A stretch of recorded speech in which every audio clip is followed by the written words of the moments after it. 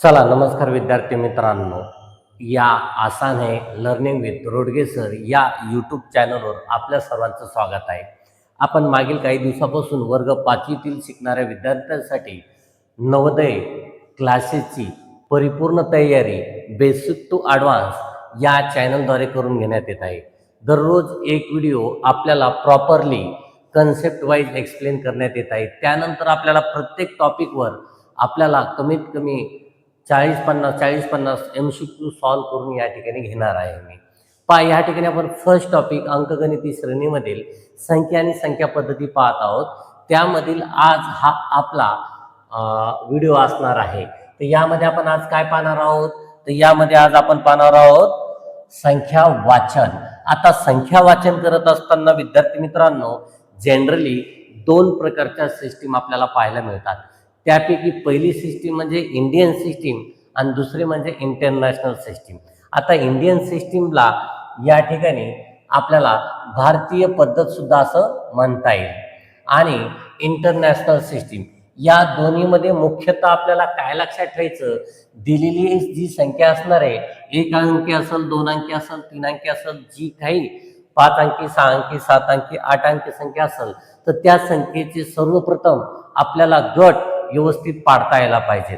लक्षात ठेवायचे की इंडियन सिस्टीम मध्ये कशा प्रकारे गट पाडायचे आणि इंटरनॅशनल सिस्टीम मध्ये कशा प्रकारे गट असावेत. तर गट म्हणजे काय, तर तुम्हाला एक उदाहरण देऊन सांगतो. या ठिकाणी एक नंबर दिलेला आहे विद्यार्थी मित्रांनो. सपोज हा नंबर आहे 7 2 3 4 5 6 7 8. आता ह्या नंबरचे इंडियन सिस्टीम नुसार कशा प्रकारे गट पाडायचे, तर इंडियन सिस्टीम काय सांगते, गट बनवत असताना, गट तयार करत असताना आपल्या सर्वांना कशा प्रकारे गट करायचे, तर उजवीकडून हा माझी राईट हँड साइड आहे. उजवीकडून सर्वप्रथम 3चा गट करायचा. कितीचा गट करायचा, 3चा गट करायचा आणि या ठिकाणी या प्रकारे कोमा द्यायचा. आणि त्यानंतर 2-2चे गट या ठिकाणी तयार करायचे. म्हणजे राहिलेली जी संख्या आहे यापैकी प्रत्येकी 2-2चे गट आपल्याला बनवता आले पाहिजे. या ठिकाणी या 2चा एक गट बनणार, नंतर या 2चा एक गट बनणार आणि या ठिकाणी जी काही शिल्लक संख्या असेल तिचा एक गट तयार होणार आहे. अशा प्रकारे इकडं या साईडला डावीकडे जेवढ्या संख्या असतील तर त्यानंतर 2-2चेच गट बनणार. म्हणजे सर्वप्रथम आपल्याला एक लक्षात ठेवायचं, इंडियन सिस्टीम किंवा भारतीय पद्धतीनुसार सर्वात आधी 3चा गट बनवायचा आणि त्यानंतर जसं जसं आपण उजवीकडून डावीकडे जाणार आहोत तर तसे 2-2 डिजिटचे गट पाडत जायचं. या ठिकाणी सिंगल एक राहिला तर काय हरकत नाही, एक, पण यानंतर जेवढेही अंक असतील तर प्रत्येकाचा गट हा 2-2चा असणार आहे. हे बेसिक आहे. त्यानंतर त्या गटाला नाव दिलेलं असणार आहे. पहा विद्यार्थी मित्रांनो, आपण पाहिलेलं असणार आहे की एकक स्थान, दशक स्थान, शतक स्थान, अशा प्रकारे हजार, 10,000, त्यानंतर लक्ष, दशलक्ष, कोटी, 10 कोटी हे तुम्ही पाहत आलेला आहात. म्हणजे unit place, 10 place, 100 place, 1000 place, 10,000, lakh, 10 lakh, crore, 10 crore, अशा प्रकारे आपण त्या पुढे सुद्धा आपण पाहण्यात येणार आहे. तर दिलेल्या संख्येला या प्लेस व्हॅल्यू चार्ट मध्ये आपण मेन्शन केलेले किंवा यामध्ये मेन्शन केलेले, तर या ठिकाणी आपण मेन्शन करू शकतो. ओके, हे झालं बेसिक. त्यानंतर आपल्याला दुसरी गोष्ट काय लक्षात ठेवायची, इंटरनॅशनल सिस्टीम मध्ये काय लक्षात ठेवायचं विद्यार्थी मित्रांनो, तो जो काही दिलेला नंबर असणार आहे 7 2 3 4 5 6 7 8 9 आणि 0, हा जो मोठा नंबर दिसतो याचे सुद्धा आपल्याला गट पाडता आले पाहिजे. कोणत्या सिस्टीम नुसार, इंटरनॅशनल सिस्टीम नुसार आपल्याला गट पाडता आले पाहिजे. इंडियन सिस्टीम मध्ये काय सांगतं, उजवीकडून पहिल्यांदा 3चा गट पाडा आणि त्यानंतर राहिलेल्या संख्येचा 2-2चा गट पाडायचा.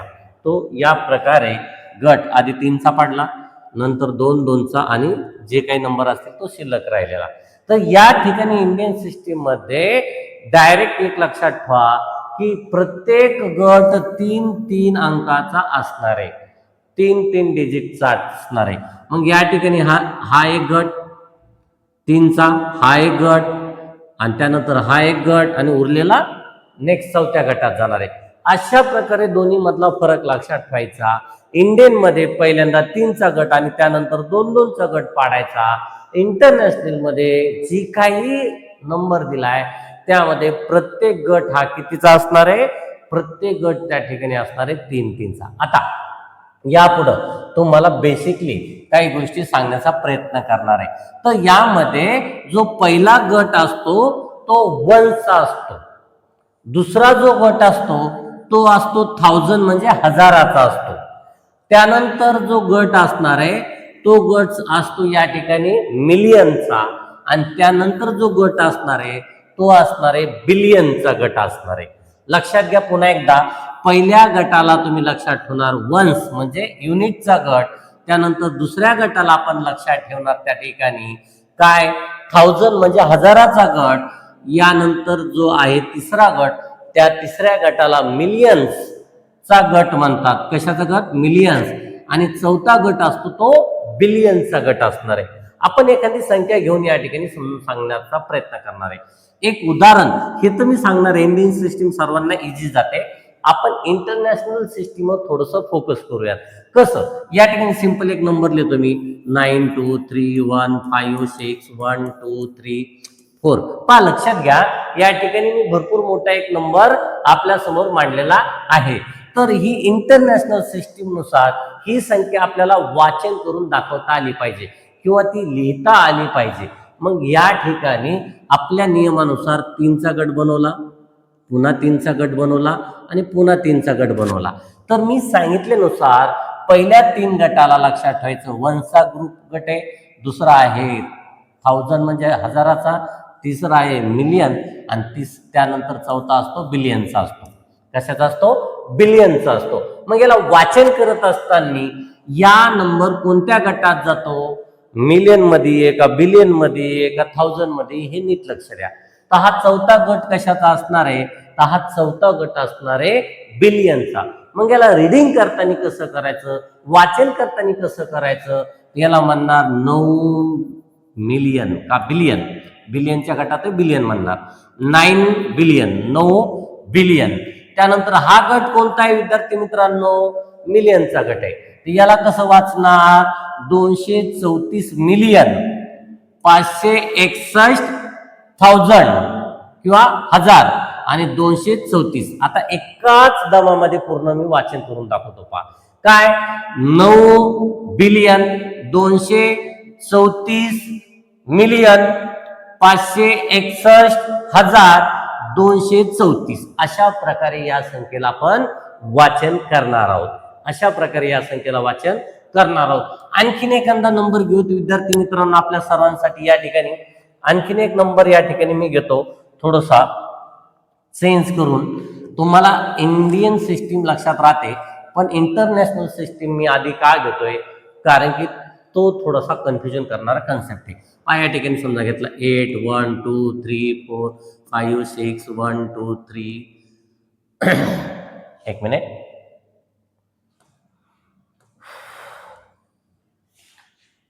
0 3 4 समजा घेतलं, एक कोणता तरी लार्जेस्ट नंबर लिहिला. इथं ग्रुपिंग करता आलं पाहिजे. इथं काय ग्रुपिंग करता आलं पाहिजे, या 3चा एक ग्रुप केला, या 3चा एक ग्रुप केला, या 3चा एक ग्रुप केला आणि या 3चा एक ग्रुप केला. आता मी या ठिकाणी सध्या काय करतो, एक डिजिट नंबर इरेज करतो कारण की एवढ्या पुढे तुम्हाला विचारल्या जात नाही. पहा विद्यार्थी मित्रांनो, हे ग्रुप बनवले तर आपल्या सर्वांना लक्षात ठेवायचं या ग्रुपला काय म्हणतात. हे चौथा जो ग्रुप असतो त्याला बिलियन म्हणायचं, चौथ्याला काय म्हणायचं, बिलियन. मग कसं वाचणार, आणि तिसरा जो ग्रुप असतो डावीकडून उजवीकडून या साईडनं उजवीकडून तिसरा ग्रुप जो असतो त्याला मिलियन म्हणायचं आणि जो दुसरा ग्रुप असतो त्याला हजार म्हणायचं आणि हा वन्स असतो, हे आपल्या सर्वांना माहित आहे. मग एकाच दमामध्ये कसं वाचणार, हा ग्रुप लक्षात ठेवायचा. हा ग्रुप असतो कशाचा, तर हा असतो बिलियनचा. कशाचा असतो रे विद्यार्थी मित्रांनो, बिलियनचा. थोडासा पेन चेंज करतो मी. कशाचा असतो रे विद्यार्थी मित्रांनो, बिलियनचा असतो. कशाचा असतो रे, हा ग्रुप असतो वन्सचा, एककचा, हा असतो हजाराचा, हा असतो मिलियनचा आणि हा ग्रुप कशाचा असतो, चौथा बिलियनचा असणार आहे. मग याला वाचन करत असताना आपण कसं करणार, 123 बिलियन, 123 बिलियन, 456 मिलियन, 123,000, हे कोणतं आहे 34. अशा प्रकारे वाचन आपण करणार आहेत. आता आपल्याला इंटरनॅशनल सिस्टीमची रीडिंग आणि वाचन लक्षात आलं असेल.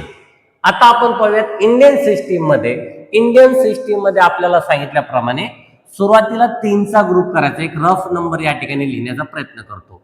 3 4 8 2 1 3 असा प्रकारे काहीतरी नंबर लिहितो. या ठिकाणी काय सांगितलं विद्यार्थी मित्रांनो, हा किती अंकी नंबर आहे पहा.